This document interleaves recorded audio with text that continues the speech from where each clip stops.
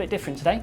I thought we could sit together and I could show you how I paint my custom helmets. I'm not gatekeeping anything. I'll show you which paints to use, how to clear coat them, and even let you in on some of the mistakes that I've made so that you can actually watch this video and then make your own custom helmet.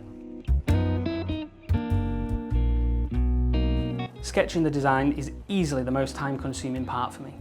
I often change ideas or move things around depending on my own feelings or whoever's helmet it is.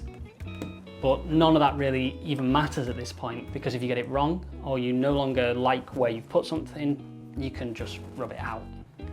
It is only pencil. I like a 6B. It's nice and soft, it doesn't scratch the helmet at all, and it doesn't really hold a point either. So if you can get a line with the 6B, then you can get a line with a paint pen later.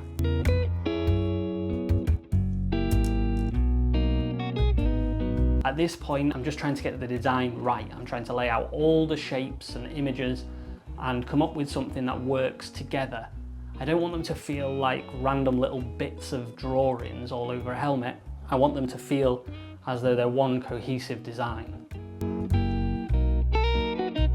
So let's fast forward a little bit and we're here with a fully sketched design, but it's in pencil. So next we have to make it permanent. Sort of. The whole design starts to come together here when the paint goes on and it actually begins to look decent. The next two steps will lock in the design, but we've got to finish up here first.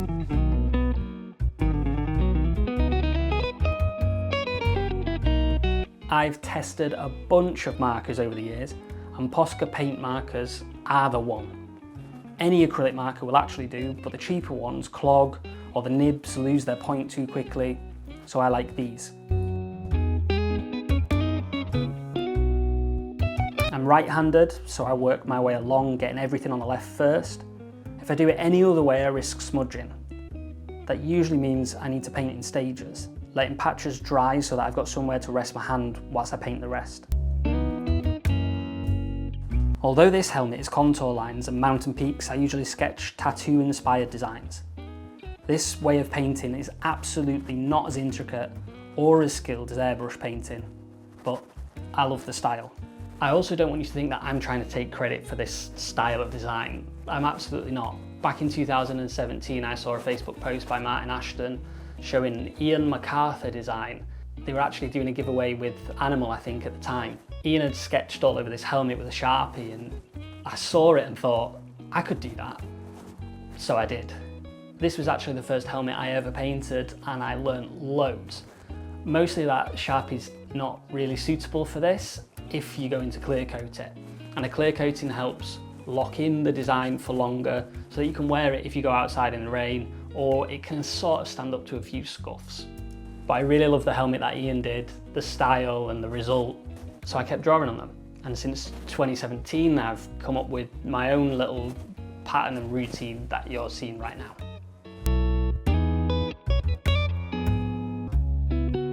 Now all the paint is dry, I'm just going over the whole thing with an eraser to get rid of all the pencil from the earlier stages.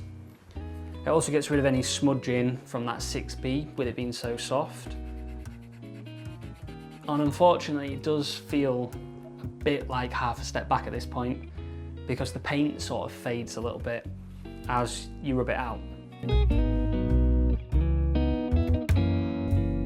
It's a small price to pay in my mind for being able to move the design around and chop and change things in that earlier step. But I guess if you were someone who was feeling super confident about your design or wasn't necessarily needing to please anybody else, you could just skip the pencil stage, go straight on with the paint, which would mean that you wouldn't then have to give this another coat, like I'm gonna. Not that I mind. I quite enjoy this part.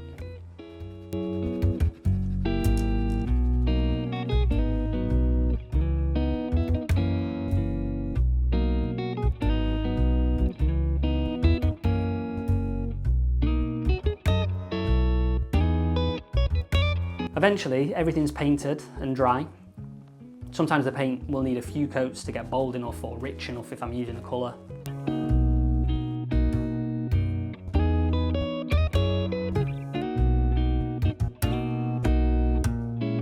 And this bit is my least favourite part because it's so fiddly. But without it, the EPS foam on the inside of the helmet could be damaged. Then that's the really important part. Tape up all the vents. This climbing helmet isn't actually too bad. Cycling helmets can be a nuisance. I also taped the bottom too, just to be sure. It's probably overkill, but better safe than sorry. Then, clear coat. Whichever brand of clear coat you buy, make sure that it's plastic friendly and that you follow the instructions. I actually sprayed it way too close on the first helmet and all the Sharpie ran. So lesson learned, if it says 30 centimeters on the back, make sure that you're holding it 30 centimeters away from the helmet. I remember 2 or 3 light coats are better than 1 really heavy coat. Just make sure you let it dry in between.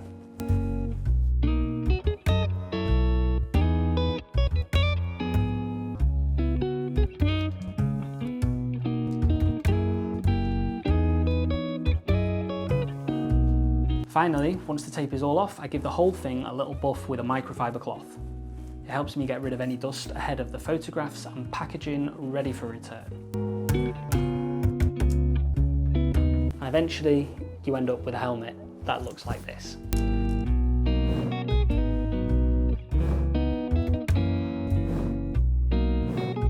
This is going back to its owner tomorrow. And actually, I'm quite sad to see this one go. The eye came out really good, and the design on the back I'm thrilled with. Now if you do give this a go, I'd love to see your results, so send me a message on Instagram or on here or an email or something. And if you've got any tips or suggestions, of course, this is all learning, so put them in the comments. And likewise with the questions, I'll do my best to answer any that you have. And that's it for this video. Cheers very much for watching.